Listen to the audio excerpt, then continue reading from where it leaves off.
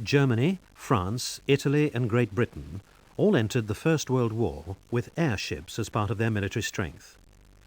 Although airships were used extensively during the conflict, only the Zeppelin raids over London remain as a lasting memory. Initially, the use of the airship as a strategic bomber was successful.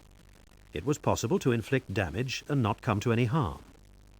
However, the British defences improved to such an extent that airship losses became intolerable and strategic bombing was therefore abandoned. In retrospect, it can be seen that the episode was a failure. Little damage was done on the ground and the losses were enormous. During the 1920s, the United States commissioned 3 rigid airships. ZR-1, which became the Shenandoah, was the first airship to be inflated by helium.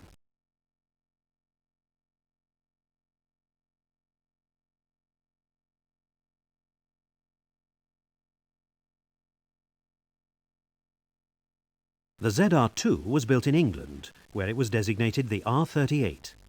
This airship suffered the ignominy of breaking up during performance trials. ZR-3 was built by the Zeppelin enterprise in Germany as part of the war compensation to the United States. It was named the Los Angeles by President Coolidge's wife in 1923.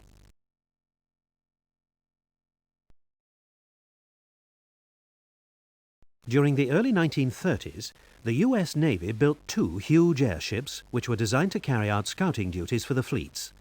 These airships, the Akron and the Macon, were capable of carrying up to 5 aircraft each.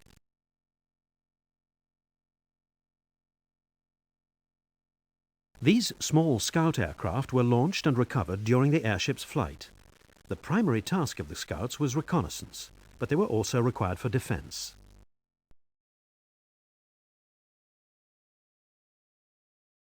Defending these huge airships was a problem.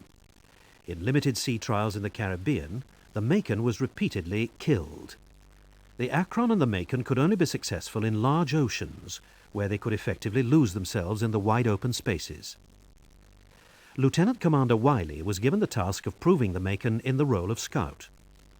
He decided to try to find the cruiser Houston, which was somewhere in the Pacific en route to Hawaii. President Roosevelt was on board. The operation was a success, and the small scouts were able to buzz the cruiser when it was over 1,500 miles from the nearest land.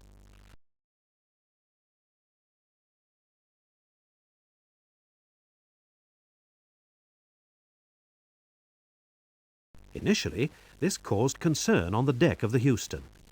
It looked as if the aircraft were on a bomb run, but in fact, they just dropped the latest San Francisco newspapers and some souvenir mail. It was a good public relations job for the aircraft carriers, but the tactics nearly resulted in the court-martial of Wiley.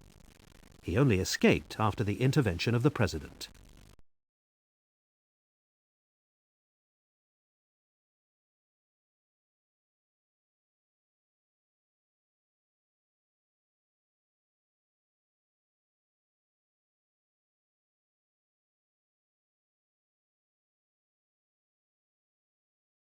The Akron came down in a storm in 1933, and 2 years later, the Macon ditched in the Pacific. America's interest in the rigid airship was killed. However, it's interesting to speculate about how the Akron and the Macon would have been used in the Second World War. In particular, would the US Navy have been taken by surprise at Pearl Harbor?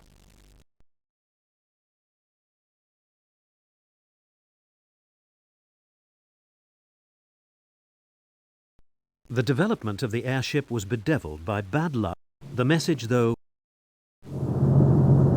it does not matter whether or not in air power you take on. If you move to the capital too soon, but often On your campaign, you may...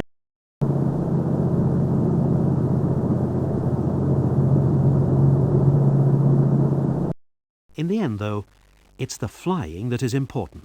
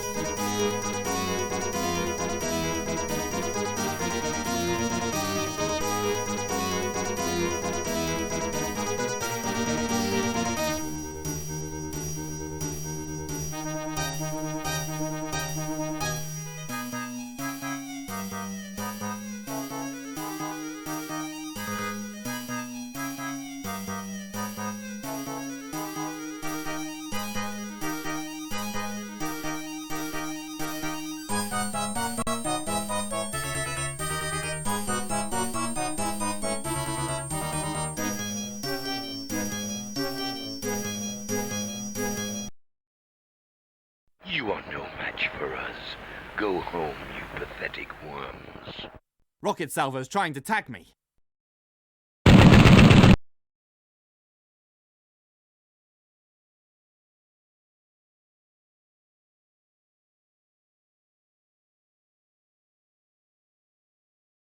Let's see what you're made of. Whoa! Rocket salvo's trying to tag me. Die! Whoever that was, thanks. I owe you one. Rocket salvo's trying to tag me.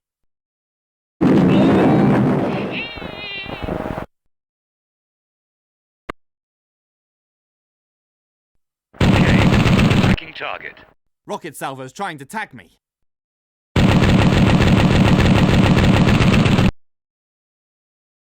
I'm being engaged.